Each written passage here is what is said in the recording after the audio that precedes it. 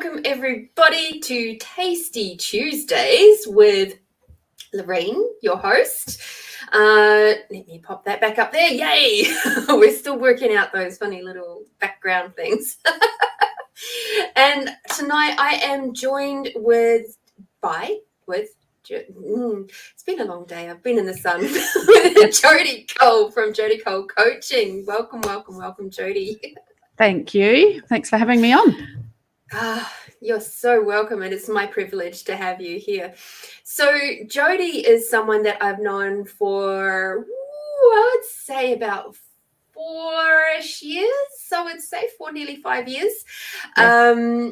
And we got to know each other through some trainings and reachings out that Jodie was doing into some different modalities and things at the time that I happened to be a facilitator of.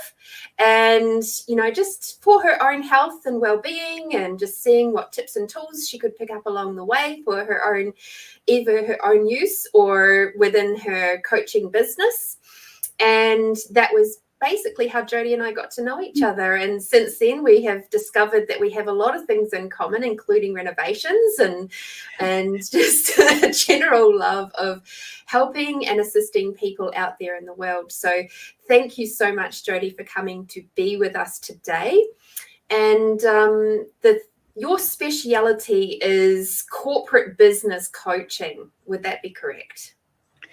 Yeah, it's sort of obviously the word corporate is that's quite grey, but it's black and white to some at the same time. So it's startup entrepreneurs, mum and dad business, small to medium.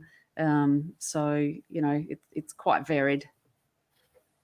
I love that.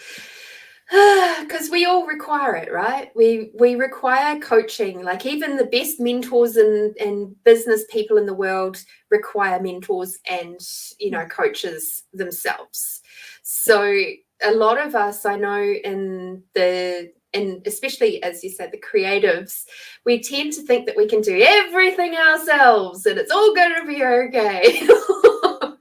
And for some that is true, but many of us are just sort of stumbling our way through and we require guidance to help us to get the best foot forward. Yeah. So we'll jump back to the more businessy stuff in a little bit, but I would like to just dive in and get a little bit more tasty with you. And I'd like to know, how did your spiritual journey begin? Oh, geez. I think the spiritual journey's always been there since that, as most people would know, since that, reading books as a young kid that were really into the past lives stuff and the spiritual gear about gypsies with, crystal balls and being able to see things and manifestation and thinking things and then they appear. So, ever since the really young age of being able to sort of really think outside the square, I suppose, and just loved reading. So I just dove into choose your own endings and all that sort of gear. So, lots of sky, lots of, watching the stars and the sky and clouds and all that sort of stuff. So it was very clear that there's a little bit more to just this from, very early. Yeah, I love that. Yeah, I remember very much when I was young being really fascinated by the earth and the how it all sort of came together. And I remember really distinctly looking at the flowers and seeing the different aspects of the flowers, and every now and then I'd just be a little kid and I'd pick it apart too, so I could really analyze all the bits and pieces. So I really knew what was inside a flower. but along with that, it was just done with this gentleness as well. I remember being very, very delicate and gentle in my exploration of the planet. And, there was a great love of looking at the clouds and the feeling of the earth under my feet. And I used to love lying back and just watching the clouds. It was one of my favorite things to do, probably still is to this day, really. I'm just going to say a couple of hellos. Hi, Cindy. Nice to see you. And Carol and Brooke. Hello, Brooke. He's my fellow podcaster out there who does amazing work as well as connecting many people, and he's also an intuitive reader and stuff like that. So hi, Brooke. So as we moved on through your life and you started moving through into your working life and all of that sort of stuff, like how did your spirituality sort of weave its way through what you did on an everyday? It was all around the goal setting. It's all around that very early self-awareness. So that very early, if you want something in this lifetime, you have to go and get it. It's up to you, nobody else. So it's that self-responsibility. So therefore from that came, well, what is it that you do want? So therefore you sort of already had to have a little awareness rather than just floating around in a bit of a circle as to, well, this is when I want to go. I want to do this. I want to go to there. I want to try this. Or I want to study that, or blah, blah, blah. And therefore it was a matter of, writing the goals down, then achieving them. And then what's next? And then what's next? And then what's next? And what's next? So absolutely done everything that I've ever wanted to so far in this lifetime. Reset my bucket list 3 times. So this is the point that it's like I just sort of have this bit of a nonchalant look for some people going, oh, what? They're sort of not quite sure what they really want. And so they're looking outside of themselves for the answers rather than going inward. Well, what is it that you feel? And it's not the wishing and hoping, it's the feel. It's go with what you like. What is fun for you? What lights you up? What makes you smile? What does that it feel like with your feet in the dirt or at the beach? Can you do more of that? Well, that's not a job. Well, what is working at the beach? Is there a job working at the? So it is answering and asking those questions of yourself to sort of follow what it is that you wanted to do. You did it for a little bit, long time. And then you can do 2 or 3. I've had pretty much 2 or 3 jobs the majority of my life since I was 12. So there's no such thing as no, really. So therefore it is just keep striving, and it's exciting. Every day is new and different, and therefore the challenges that we see in front of us, we could either make a decision to step forward into the unknown or into our growth, or we could step back into comfort. And I've not been a comfort zone person. So you know that. So it's step forward into growth, and outside of growth is fantasticness. But you've got to be willing to jump. You've got to be willing to give things a go, try things. And I'm not a big believer in the word no. So that's a nice way to sort of say, yeah, okay. One of the things I absolutely adore about you is that you trust your gut just so beautifully. And to me, that's real spiritual intuition in action every single day. It's like when you have that intuitive moment to go, I'm going to message that person now. It's like, boom. Yeah. And no questions asked. Yeah. No. And I think if more people had that level of trust in themselves and in their intuition and their gut instinct, whatever the heck you want to call it, then they would find themselves moving through life with a lot more ease. Yes. Yes. Yeah. It's not about what other people, oh, well, that seems strange, or I shouldn't be able to. It's nope. If I'm meant to ring somebody, I'll ring them. If I have a feeling come up, and you know that, I've done the same thing to you a few times. It's like, oh, just felt of this. And you're like, oh, I was just thinking of you. Oh, what a surprise. Not. So that's the cool part, is that, yeah, if you truly, open the throttle up, so to speak, and play on all cylinders, just really amazing things start to manifest and come into your life, and similarly with people. So that's, clearly how we met. So yeah, we don't question it. No, not so much anymore. Definitely not. For me, it's like, I know back probably 7 years ago, I was still in that space of going, I don't know. I get that this is true for me, but at the same time, I don't know, because, when your whole life you've been taught to trust everybody else's advice, everybody else's points of views, and I'm going to put it like that because it wasn't Yep. to do with intuition. Because if it was to do with intuition, then they would have turned it around and said, well, what do you feel? Yep. You know, and to be honest, that none of them did. Well, nobody asks you for your feelings, because they actually have to be really quite self-aware that if someone's going to ask you for your feelings, then they're 50-50 chance that you might all over them and they don't know how to handle it. So you really, exactly. that's honestly a lot of people too busy interested in comfort and really not clearly caring for what it is. Oh, how are you feeling today? And that's just a throwaway and walk away. And if you turn around and say, yeah, oh, not that great, thanks, they still keep walking. So they're not even have listened to what you've said. So therefore, are those people you would want to have a conversation with? Well, exactly. You know, they're not present, let's say. That's the word. They're just somewhat in a daze. Yeah. And just a quick shout out to Michelle. Hello, Michelle. And Grandmaster Uv. Hi. He's tuning in from YouTube land. And hi, Starthy. Beautiful Starthy. He's over in Melbourne. So thank you. Thank you for joining us, guys.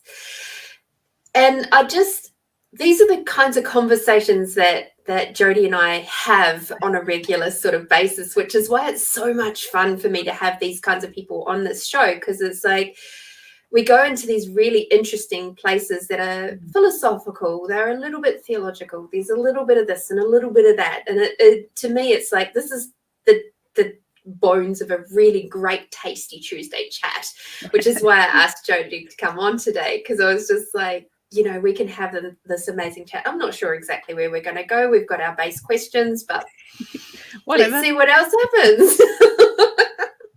So along these lines, so what does consciousness mean to you?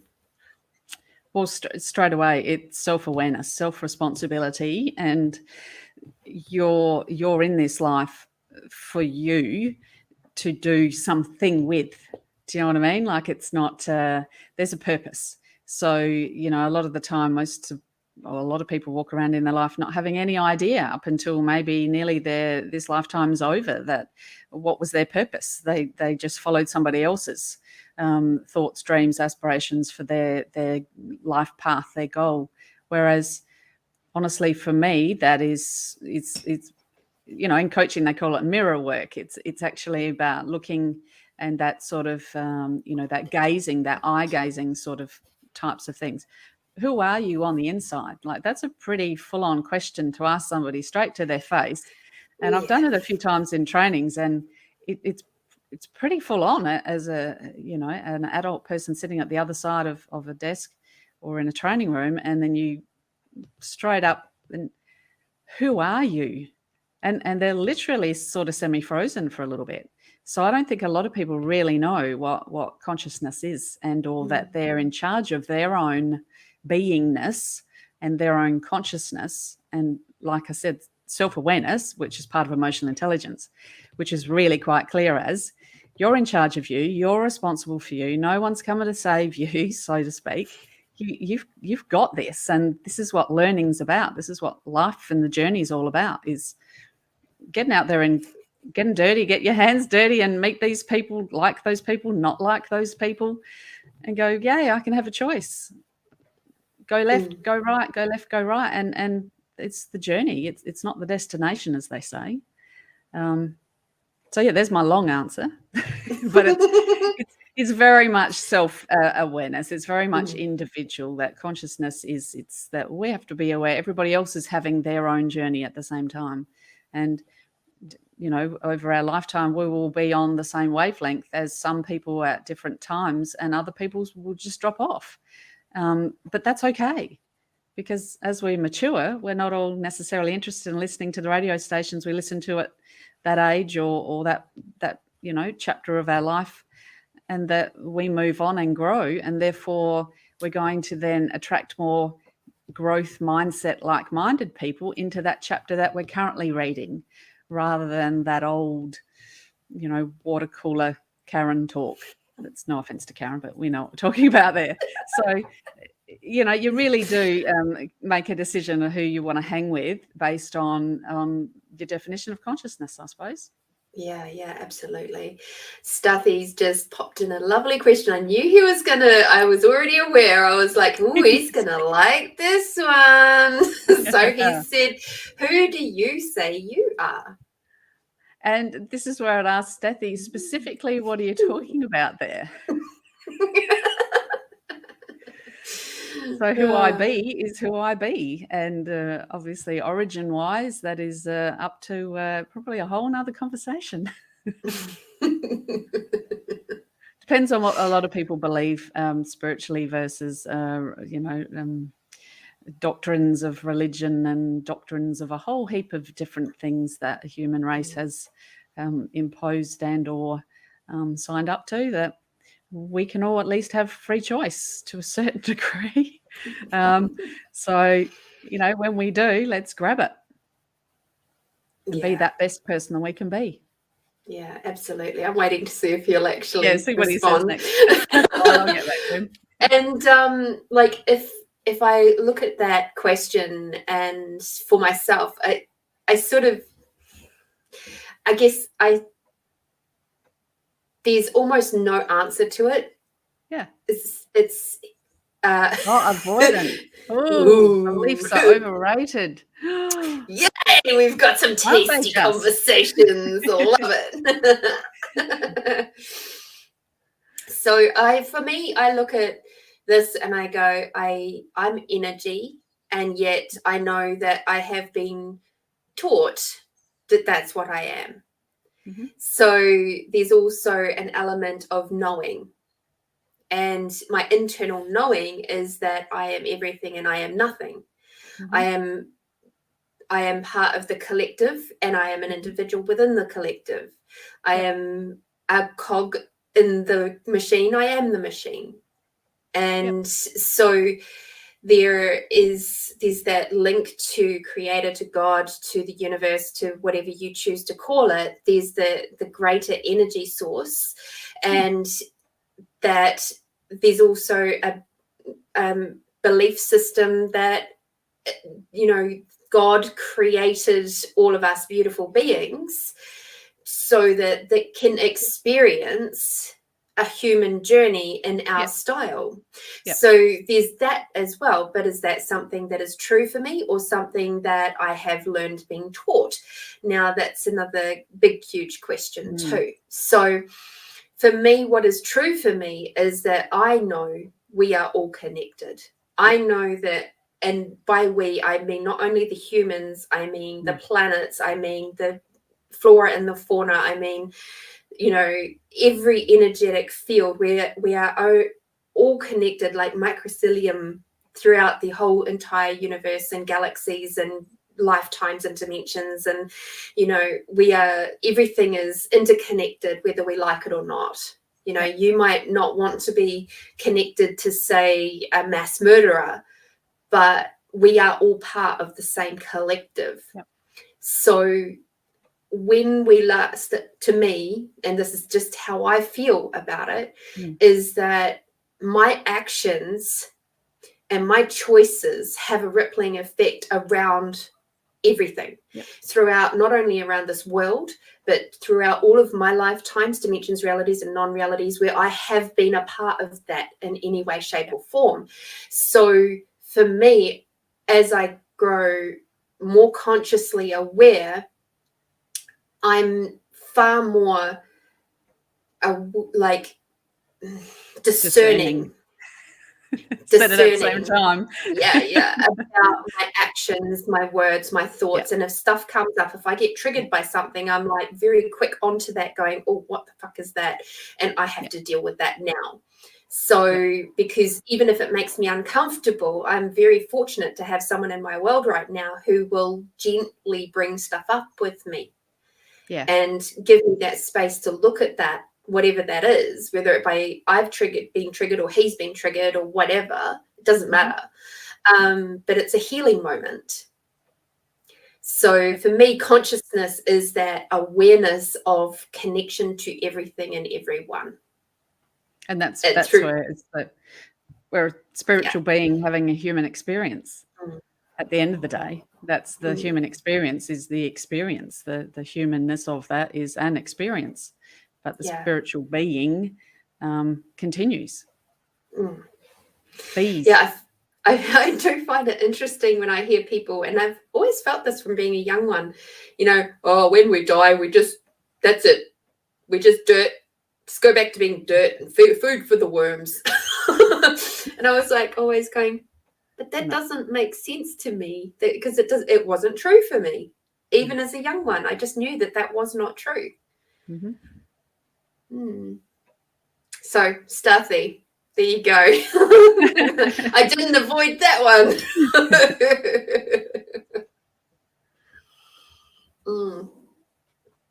And belief systems, well, to look at that particular statement there from Brooke, beliefs being overrated, I don't necessarily agree with that, because belief systems are put in place to keep us safe at the time. While they may no longer serve us and yet still be active, that's where this lifetime is so wonderful, because we can look at all those belief systems and undo them, release them from us, so that we can move on and create new belief systems. Because we all believe in something. It's boundaries. It's about sort of some level of having edges, to like bumpers on a bowling rink.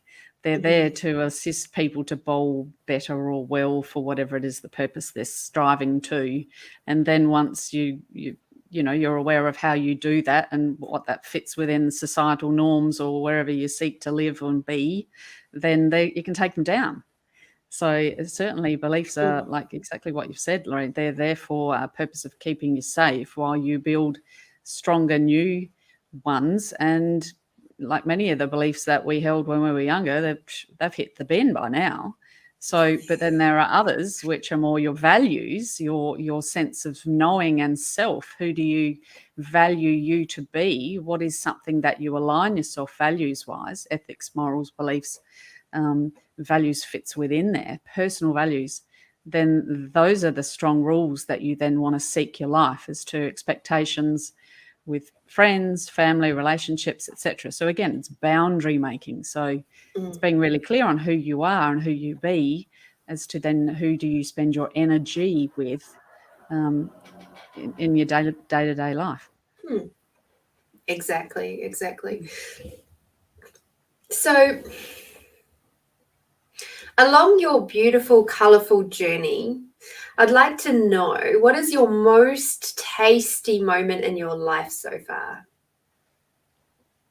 Oh, tasty moment. There's been some fantastic ones. And what do you mean by tasty? Because I've had you some can go wherever goals you like with that one. Well, it's the moment that you catch yourself in the moment of catching yourself in your dream, your aspiration, your goal. It's the moment that you catch yourself having said to yourself that, look, I'd really want to eat Black Forest cake in the Black Forest, for example. That was one of my year 12s. This is what I'm going to do. And catching yourself in the moment of sitting in the Black Forest with Black Forest cake. And it's not just the photo that it shows, but it's the feeling behind the sense of, I did this, I created this. And is this the feeling that I thought it would be the feeling?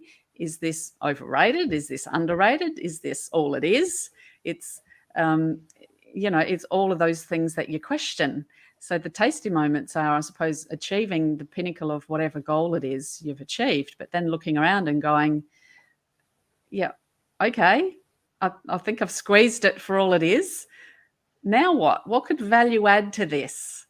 And I suppose those moments, you then having to go back, Control Alt Delete and restart and go, okay, well, I've done that now. Do I want to do something similar to that? No, I want to go somewhere completely different. I want to be in one of the overwater huts in the Maldives. I want to be able to just have a bath in the middle of this hut, in the middle of this ocean, where the sea is right at the end of your bathtub and you're looking at a beautiful sunset. And when you're there and you realize, oh my God, there's no mosquitoes. This is fantastic. I don't have to cover myself in DEET. I don't have to cover myself in this poison stinky stuff.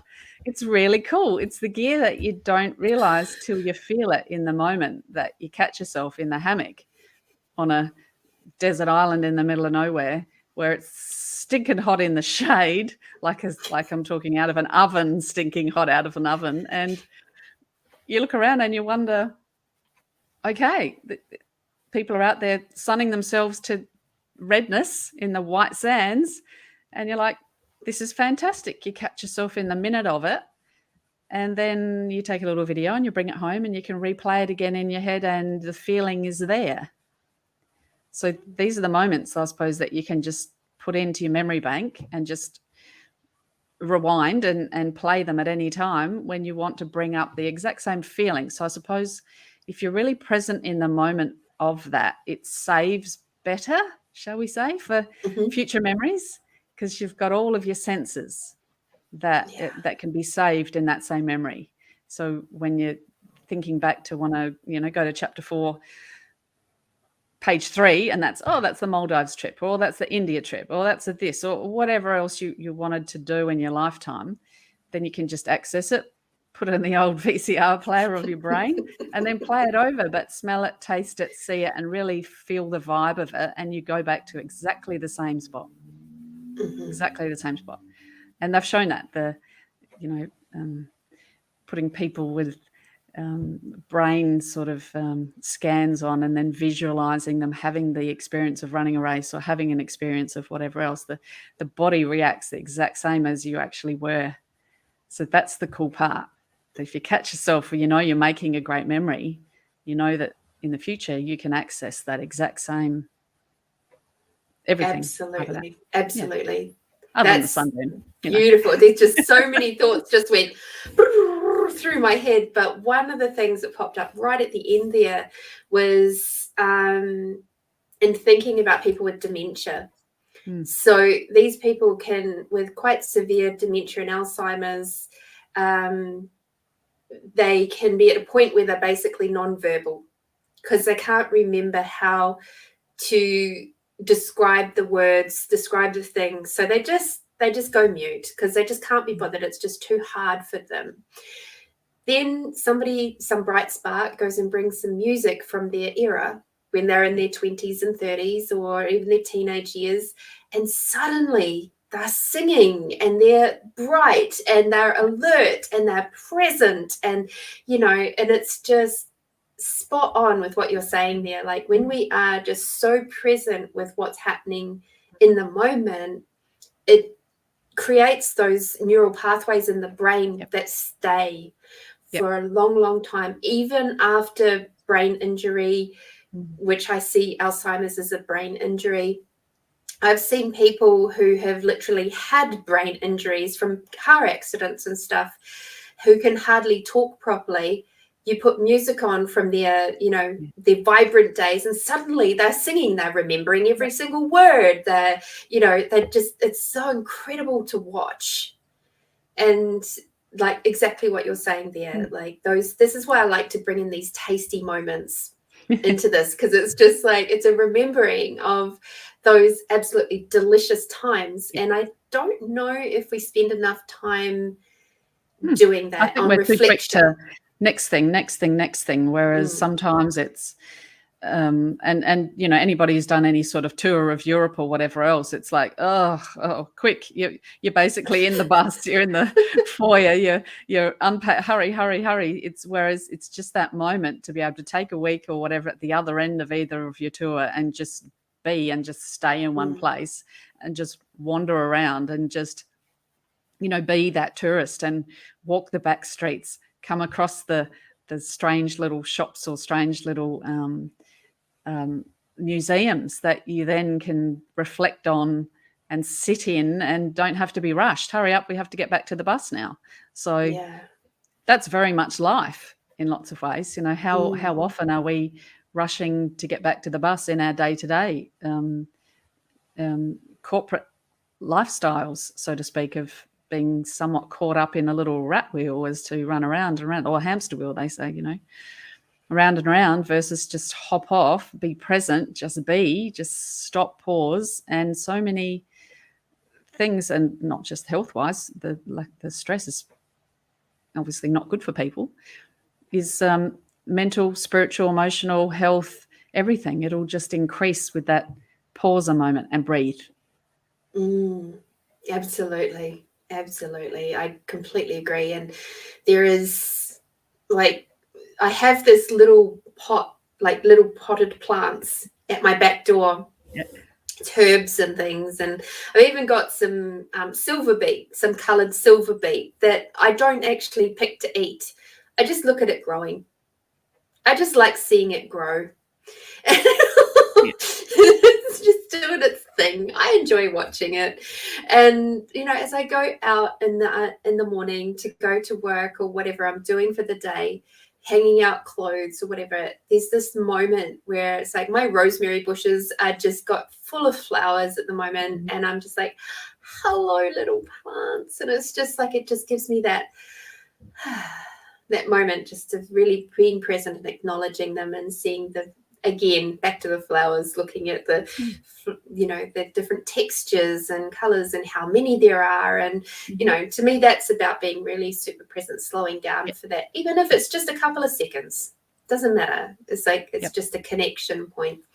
So before we go too much further, Starthy has responded.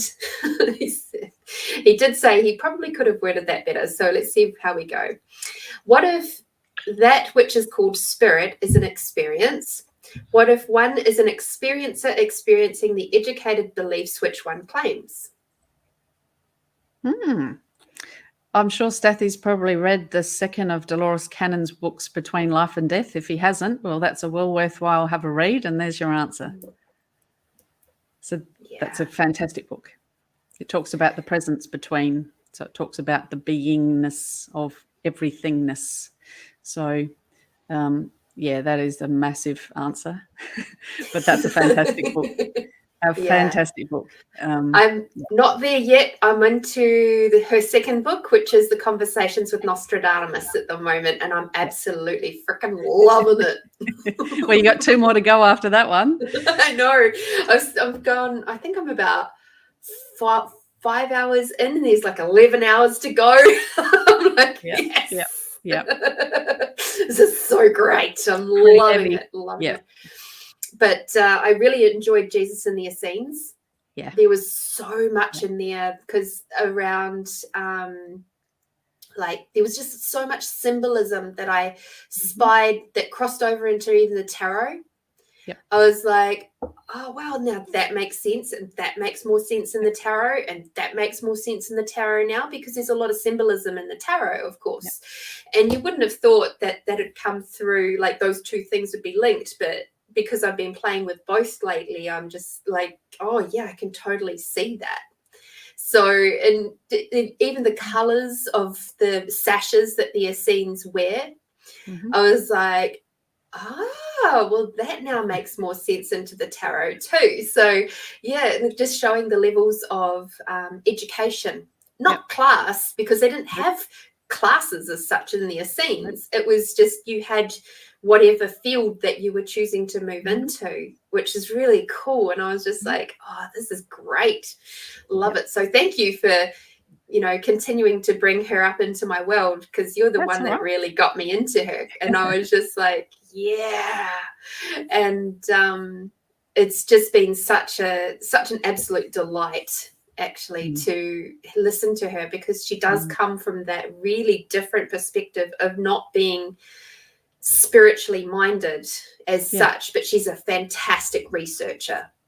And that's something that has just really helped bring the story forward, because she's not telling it from necessarily her own perspective. She's going from the information that she has not only gleaned from the people who have been in hypnosis and trance state, but also from the research that she's done to correlate what they have come through, the information that they've come through with. And I'm just like, fuck, this is cool. What else is possible? Definitely. And I'm at that point with the Conversations with Nostradamus, where she's actually speaking through Brenda to get to Nostradamus, and I'm just like, oh yes. He gets frustrated that it's a bit clunky and it's not as quick. So then by the time you'll with get Dionysus, through, it'll just go. Want to go straight through, thanks. Yeah. We'll just put her to the side and you just talk straight to me, he says. So yeah, I just love it. So that if my beautiful viewers out there haven't gotten into Dolores Cannon yet, I highly recommend it. It's really, really good. So Grandmaster UV, he is selling a UFO to Australian intelligence for $100,000. Is that all? You only want $100,000 for a UFO? Gosh, that's a bit low, mate. Put a couple more zeros on that.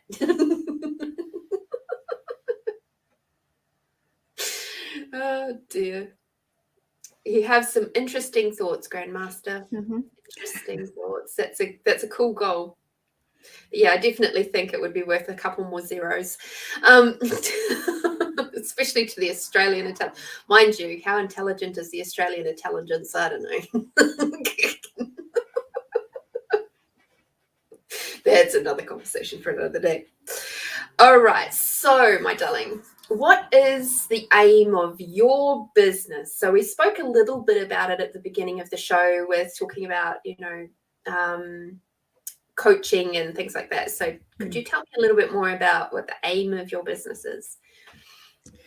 Well, basically, when I first started my business, I wasn't aware that people were out there like mentors or coaches potentially to assist you to start your business from scratch.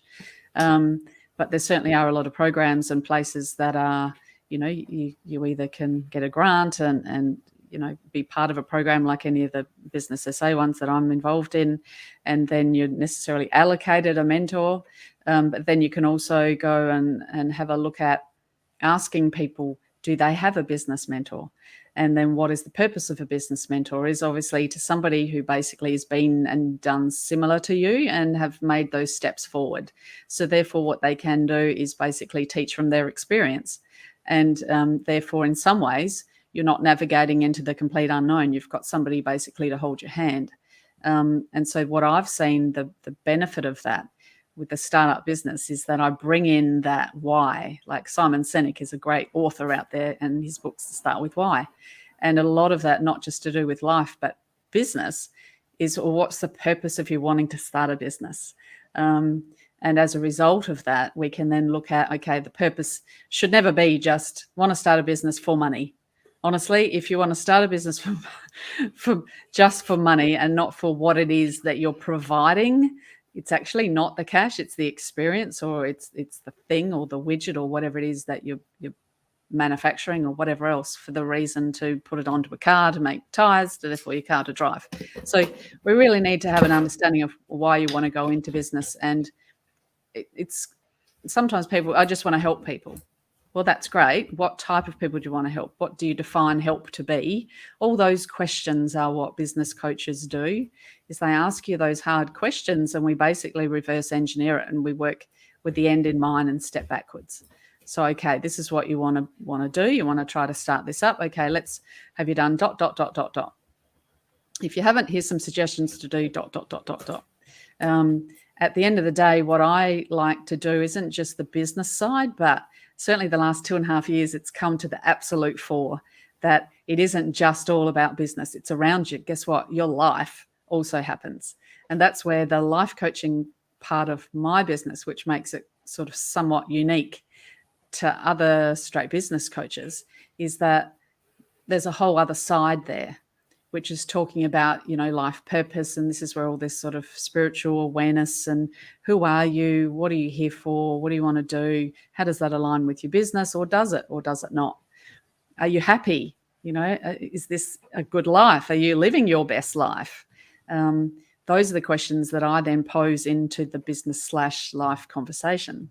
Hence the term I use is like a business renovator. Is I really like to go into pre-existing businesses that have happened for like 20 years. In the last 2 years, they had to shut their brick and mortar business and maybe had to pivot and then maybe reflect on, well, what have I done for 20 years and how's my life working out for me? So these are the people that I've had as clients to reach out and to go, well, I have an understanding of your business side here as to where we want to head with your business, but also what's going on with your life. And if you haven't got your life sorted, then honestly, it's going to correlate across into your business not being necessarily sorted either. So this is the cool part about, I suppose, the offering, that I basically can go in and have a, outsider's view. And in some ways, just as you would walk into a house you just bought as a renovation project, you walk around, and Lorraine well knows, with a notepad and a pen, and you go room to room and you go, this is what needs doing here, this is what needs doing here. And then you then put your notepads down and then you look at triaging it. Okay, what needs first? Is the roof going to fall in? Is this, it's the urgency first. Very much the same in business. And you know what? Very much the same in your life. If you're stressed to the eyeballs because you've got no money coming in, well, your marketing budget is something that you want to have a look at, but also you want to look at, well, what are you producing that's going to give you cash? And let's focus on that at the moment, and maybe pause if you've got a good audience, you've got a good clientele, and let's just value add to what we have there and see what we can do move forward. So it's the pivoting of a lot of businesses in the last few years, that people have left jobs that they've had for numerous years and pivoted themselves over into, cleaning businesses, gardening businesses, cooking businesses, the looking after people business, I suppose, in lots of ways, and starting their own business. They're like, well, how do I start my own business? Well, guess what? This is what business coaches and business mentors and people who are assisting startups also are out there to do. So it's, you don't have to go it alone. There's what I'm trying to say, I suppose, is there's lots of support. And I love seeing the excitement on new entrepreneurs' faces, but at the same time, I really love to see the way that we treat our staff, our internal and external customers, as staff and our clients, and how value adding and bringing the care factor back.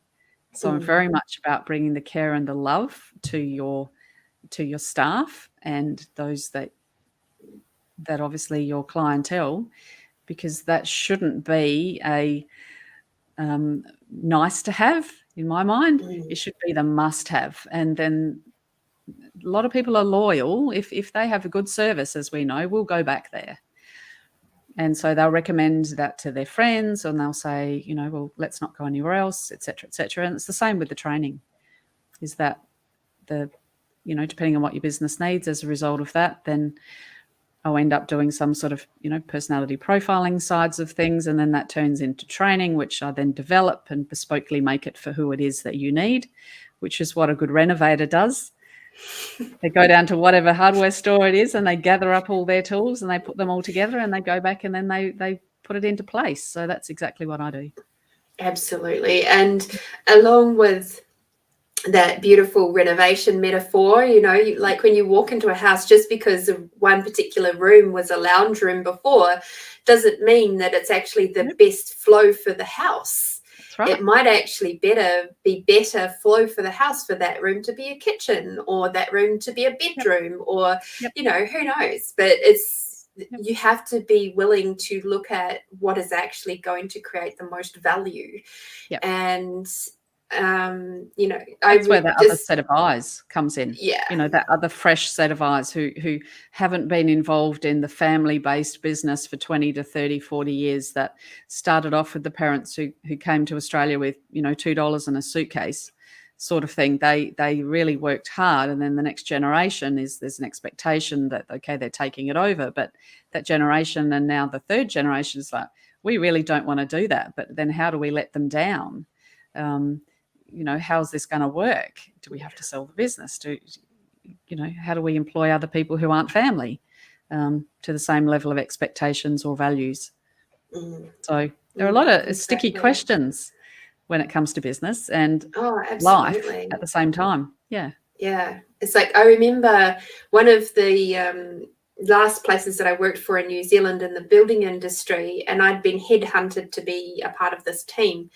And the manager didn't really want to be there. He actually really did not want to be there. And he was systematically running the business into the ground.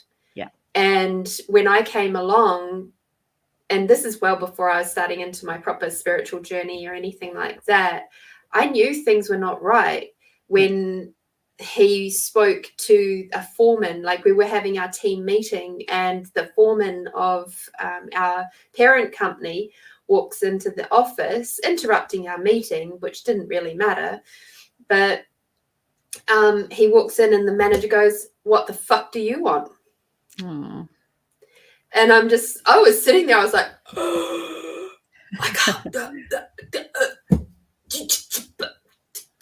like, and it wasn't even done in that jokey sort of male way that, "Oh, fucking me, what do you want?"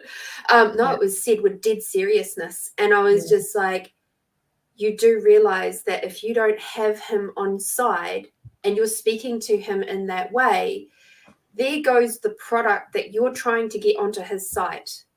At the end of the day, if the foreman says, "I don't want that product," they won't bring it in. He won't fight your cause. And that's where the whole, and any business is a team. It's a collaboration. It is family.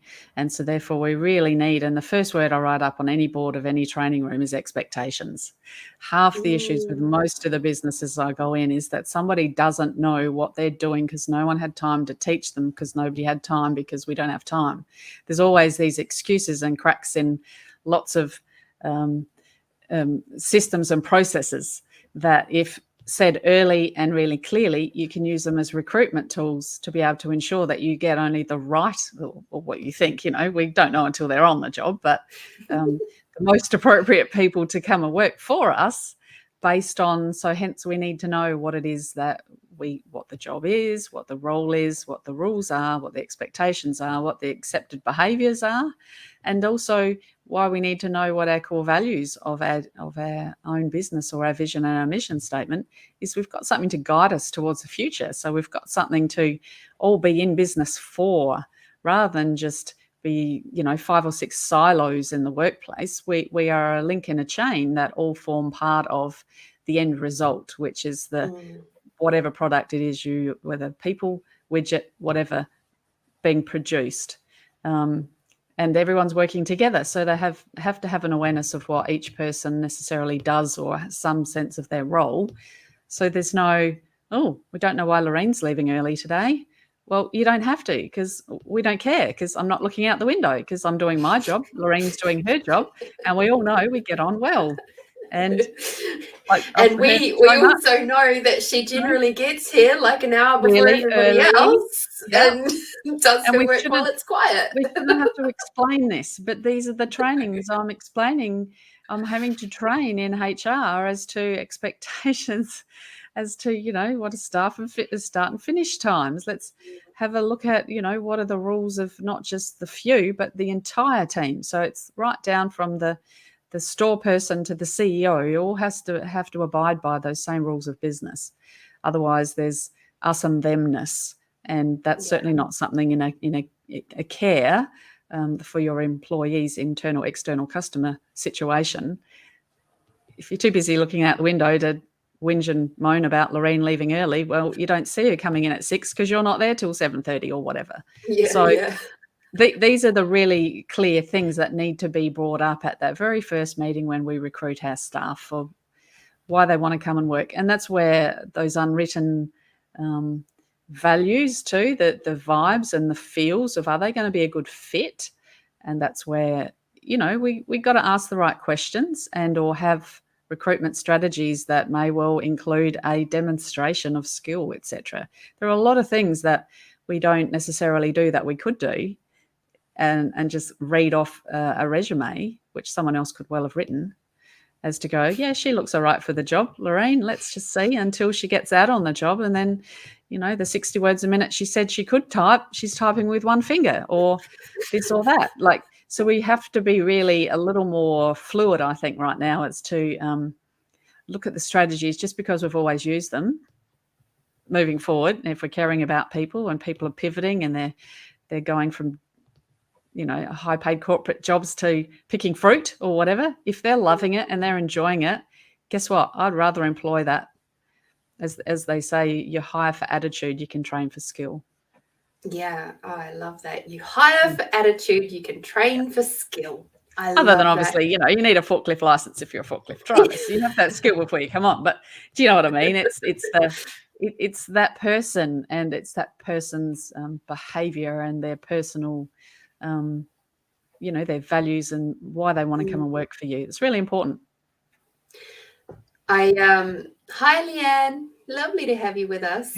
So one of the things that I know, because I've worked for many, many different companies, and some that have been absolutely amazing to work for, but there's been a lot that have not to be desired, to be honest. And one of the best companies that I ever worked for was actually a supermarket. And it was a supermarket back in New Zealand, because I haven't worked for anybody over here. And the owner would often walk the floor. And if he saw that a checkout operator was struggling or anything like that, he would just get in there and he'd start packing the groceries. And he had a very high priority on customer service. It was like his number one thing was customer service. So every single person, from the managers at the top through to the cleaners at the bottom, because if the cleaners were going to have anything to do with customers in any way, shape or form, they had to have the same training. And we had something called Kiwi Host.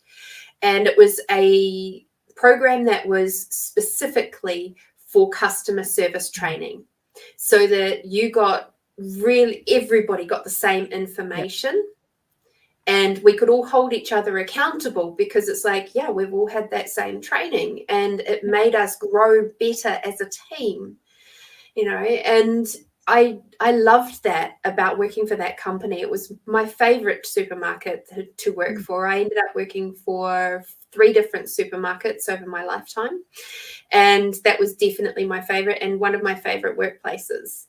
And they had such a high priority on communication as well. So everybody knew what was relevant to them, but also we just had a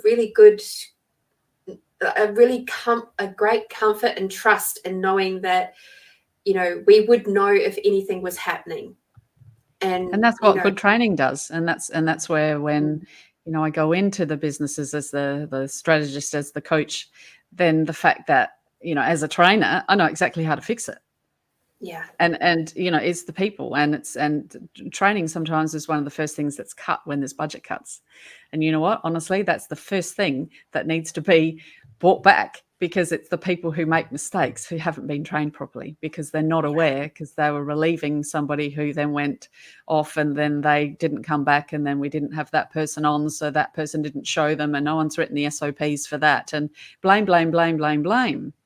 Whereas it comes down to clear structure and expectations from the beginning. And if not, just like a renovator, the roof's going to fall in. If the roof falls in, all your painting in the lounge room isn't going to make any difference. So this is the prioritise of the business structure around your people and their needs. And that's the exact same. And that's, I really enjoy, like you said, with the business, with the supermarkets, of really, some of the most enjoyable, rewarding moments are go in and to see, businesses get to that stage of people are so burnt out, so stressed, so what are we going to do? And they're a widget producer. So there's the production of something, manufacturing. And then as a result, a bit of a strategic meeting. People loved being there. They wanted what they do. They just couldn't physically stretch themselves to clone themselves to be. So what we did is we then looked at putting in place an afternoon shift. So as a result of that, in comes those people were able to train up people to do what they did, but then make it an afternoon. So therefore, these people didn't have to clone themselves. They just had to clone their job, their requirement, their expectations, and their description, and therefore hire for those afternoon shift workers. And therefore the business didn't just keep up, but exceeded, just by, again, outside the square and thinking. And these actual workers were involved in that strategic planning. It wasn't just the CEO, it wasn't just the owner of the company. It was the physical workers in that dirty, dusty manufacturing scenario that went, we just can't squeeze any more out of us. But we need to produce this amount. What could we do? And these are the types of really cool things that you really see good change, and people want to stay on where there's that challenge and that excitement to continually hit those goals or targets, et cetera, and work in a good environment where your voice is heard. And not just heard, but respected and appreciated, and not just binned, but implemented where it can be. Absolutely. Absolutely. Strategies. Yeah. There was one company that I worked for where it was a very vast workforce, like on the ground workforce. We were very scattered. And then you had the head office, and it was very much a company of us and them, in that there was the field staff and then head office staff. And as the company grew, the distance between the head office staff and the field staff grew. Yeah. Because suddenly the head office staff no longer could take our phone calls. They were too busy to take our phone calls anymore. So it was all, could just put it in an email. And then we, as field staff out there, like we need these answers now, not in 10 minutes time or half an hour or a day later. It's like we have to be, and it's like if you pushed for somebody to take your call, it wouldn't be somebody that could really help you anyway. Or we'd get told that they were off in training, which generally meant that they were off having a fucking cup of tea and tea and a cake. And it was just like, because we knew that was happening. Because when we'd go in for training sessions for ourselves, because we'd have to go in for trainings every now and then, we'd see it all. Yep. We'd all see the teas and cakes and everything sitting in the staff room, and we're like going, well, what? Yep. Once you've lost them, and that's the part that I'm more than happy with this particular generation now, that we say to our kids that if obviously certain circumstances of the places that they're working for, that they're not being cared for, and then obviously we're not talking about non-resilience, so you actually do your job and blah blah blah, but if at the end of that, then they're being treated badly, or then we don't tell them to stay. Yeah. We tell them to leave.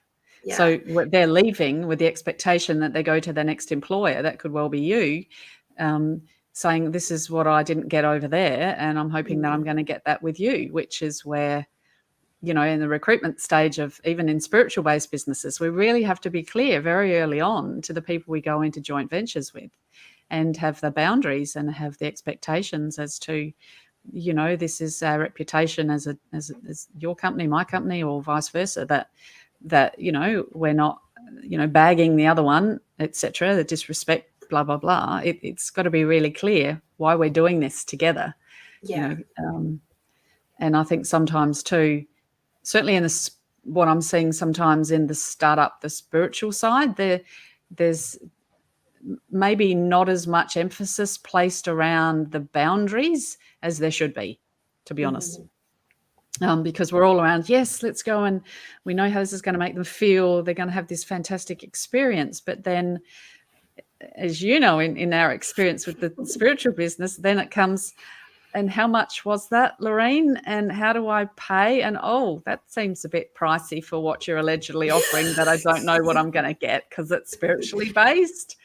And is it a massage? Are you touching me? Is that all these types of, questions have to, in business, expectations have to be clear at the start before we even book a session with you or with me. Do you know what I mean? Like, but if we as business owners or entrepreneurs, if we're not being clear with that at the outset, then people sort of go in semi-half blind. And then you've only really got yourself to blame if people go, well, that's not what I came for. I thought I was coming for something a bit, I don't know, which, like the amount of modalities you have, then people don't know what they don't know. There's this big long list. And then, you go to Lorraine and And in my certain experience, I very much just said, Lorraine, be you, do you, and I'm fully have faith in that what you bring will be what I need right now. And I think that if that's our client, or maybe that could be the ideal client, I don't know, then we've got to be clear as to what it is that we offer. And if we don't offer that we have to be vulnerable, or at least resilient enough to hear it as to, oh, well, I don't think that's for me. Well, that's okay. I'm not for everybody. It's what you've said too, which is great. But we're honest and we're upfront about it, and we're not hiding, and we're not trying to be anybody that we're not. We're being congruently, truly, ourselves. Yeah, absolutely. People can see through it. They can see through the BS. They can see, and it's like, you know what? It's okay. It's acquired taste. We're all someone's acquired taste, and we're other people's not taste anywhere close. So if we're not worried about that, then we go full on. Yeah, for sure. Those correct people. For sure. But and I think also business, you know what I mean? Also with business, like looking at, what is your specific target?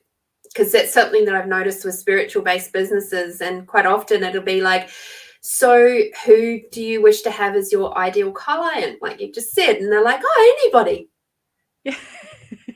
It starts and you're like that, and then you'll have to realize, if you want to do the scattergun approach, what you can then do is, then after 6 months of, oh, anybody, you can then, do a daily diary, for example, and then write down, oh, I didn't really enjoy that day. And then actually what you do is you map it. So then you map it across as to what you thought was your ideal client, as who was coming to you and for what service. You may actually be really quite surprised, as I certainly was, that, I wasn't necessarily, having, worked in government for a lot of years, I wasn't necessarily thinking that, fair square part of my target market would be sort of blue collar manufacturing. Like, I would have thought, what? But what we do is we bring with it the white collarness of the gear that we were so very used to: systems, structures, processes, procedures. We bring that into, potentially, we're producing this product, and we're really clear on the product, but we're not as clear as using the white collar systems in our people management. So that's where, like, to me, it's like sort of semi easy. You just walk in and you go, well, have you got this? Have you got that? What? What's a vision statement? Oh, I don't know. Do you have a mission statement? No. What are values? Why do we need them? We make this. Oh, okay. It sort of helps staff stay and stuff, It's a measurable tool for performance management, just sort of saying. So these are really cool things that, you can brand them in the way of being able to language them to the people who weren't trained, like that started their own business in their back shed. They didn't get MBAs before they started the business. So that's right. Yeah. You try things until you know where your market is, and then I'm always up for a challenge. Try new things, try different tacks, and see what sticks. And number one, it's about the enjoyment of how it makes me feel, but it's also about the enjoyment that I see in how awakening those things in others by my mere suggestions or hints or tips or being part of it that's hugely rewarding, and that's why I do it. Definitely. And I love what you're talking about with, like, the vision statement and the values. So to bring those two elements together, beautiful Dr. John DeMartini's book, The Values Factor. And I'm currently physically working through that, but however, I've listened to it twice already. So it's like, so there's those parts of actually within that book of where he talks about, the actual heart-centered vision statement. So not just the vision statement that sounds good for marketing purposes, because that's not actually going to land.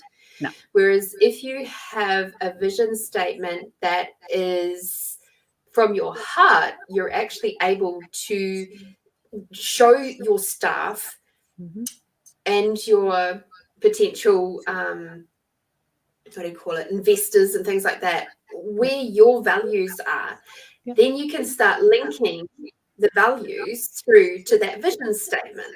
Yep. Well, it links all the way back. It links to who you attract as your clientele.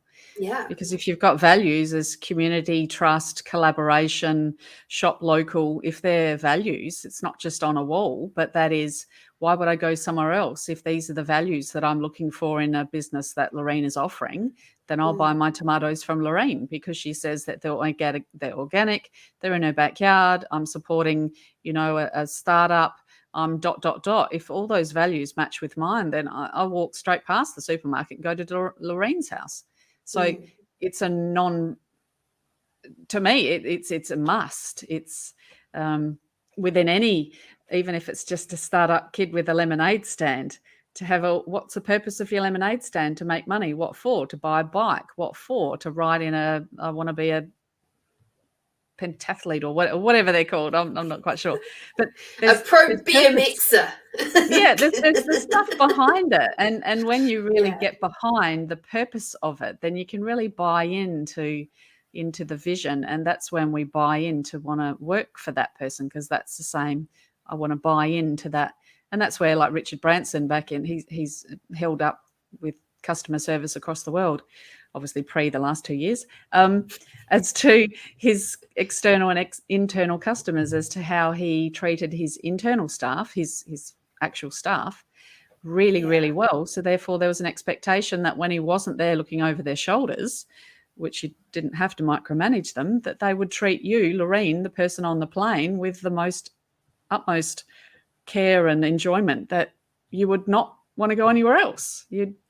That, is the whole point, that you don't have to be, over somebody's shoulder to be able to use their initiative and be guided by a lot of his flexibility, and a lot of his terms allowed you to stick within the rules, but had a variance as to how you wanted to physically say it, like language it. Yeah. So it's just having that awareness, I think, in the spiritual realm. I think we tend to go to, this is how it's going to make it, but then it's like, I have to send an invoice. How's that going to work out? Oh, did we have a contract? No, didn't sign anything. No. So, okay, it's not written down. It didn't happen. So sometimes we just, the good part about that is that regardless of what type of business it is, the similar structures should always be in place to cover you, really. Yeah. And to give you, like we said from the start of this session, it's around boundaries. It's about giving you a pathway of moving forward. And in business or life, that there's boundaries we need to work within. And if we know what they are, and if we know that we can build them and build on them, then we've got a lot more empowerment for ourselves. More in charge. 100%.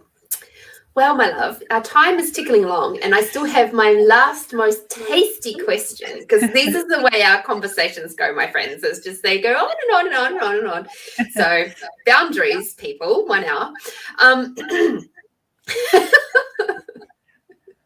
So my last, most tasty question for you is, if you could sit next to any person on a park bench for an afternoon and it was ideal conditions, who would it be and why? Can I have like 2 people? Yes. Well, number 1, Dolores Cannon, and number 2, Nikola Tesla. Because my brain would just absolutely explode with the fabulousness of what Tesla had to offer and is still offering and is still being uncovered and will still be uncovered for hundreds of years to come, as to those fantastic inventions that he has and were hidden / stolen / whatever else, which are all starting to come out, that, it's going to assist humankind moving forward fantastically. And Dolores, for the mere fact that I'd love to see that and feel how, when she is in her own crossover, how that's all working out for her. Because that's some of the cool ones. Yeah, it took me a long time to get into her books. There's quite a journey. I think people it's quite for some quite a abrupt. It's not something you could probably just start at the very start of your journey, your awakening journey, shall I say. But certainly it's something that you can work your way up through kindy, primary school, secondary into Dolores, because it just value adds if you've had that that sort of induction to her. But she and the people and again what came through, and I now just tag her books. I tag them to the degree with little coloured tags as to this is happening now, this is happening now, this has happened. Yeah. And to me, it's just like as you would be doing with your Nostradamus, obviously the predictions and the aha moments of, yep, that happened. Yep.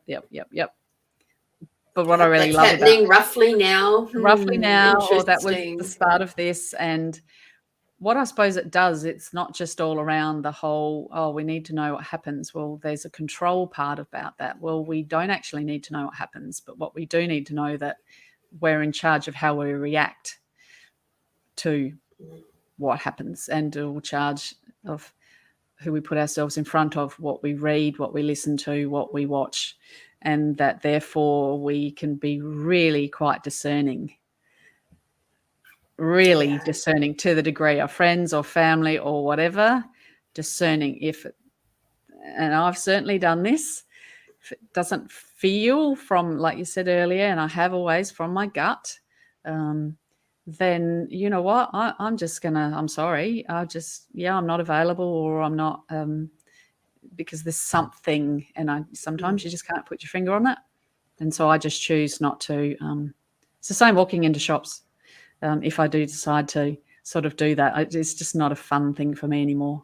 The energy is very different. And so I just walk out. Yeah. And it's okay. I own that. I'm not whinging about it.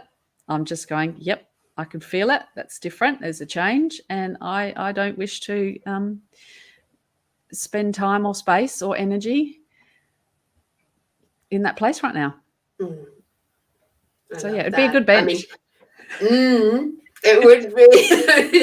Oh, wow. The world could learn a lot of things between those two people, I think. Oh, yeah, for sure.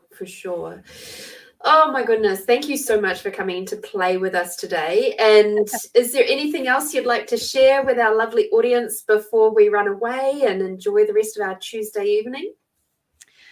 Well, like most people at the end of some podcasts, etc., depending on what you listen to, the person can at times offer up some suggestions, hints or tips. But if there is anybody who's wanting to start or has started their own business, or they're halfway through their own, either spiritual based or, brick and mortar or whatever, then as, a mentor, a business coach, strategist, trainer, the whole works, I'm more than happy to be offering up to you guys like a half an hour, have a complete review of whatever your business plan, if you have one, where do you want to head, what are some suggestions, etc. So that's completely pro bono, which means like free. So more than happy to help you out. To just, sometimes it's just you're already doing 98% of things. Sometimes you just need someone to go, hey, how about this, or had you thought about that? And that's hugely invaluable, I think. Absolutely. So there's quite a few people who have been watching tonight that do have their businesses. Maybe there's one or two of them at the sort of semi-beginning stages. Yeah. So I will actually personally message them and say, did you catch this from Jodie? Because this will be invaluable to you and your business. So please take that up, take that offer up. And I'm going to say, for boundary wise, that's for the month of September. Okay, so it's not just forever, it's for the month of September.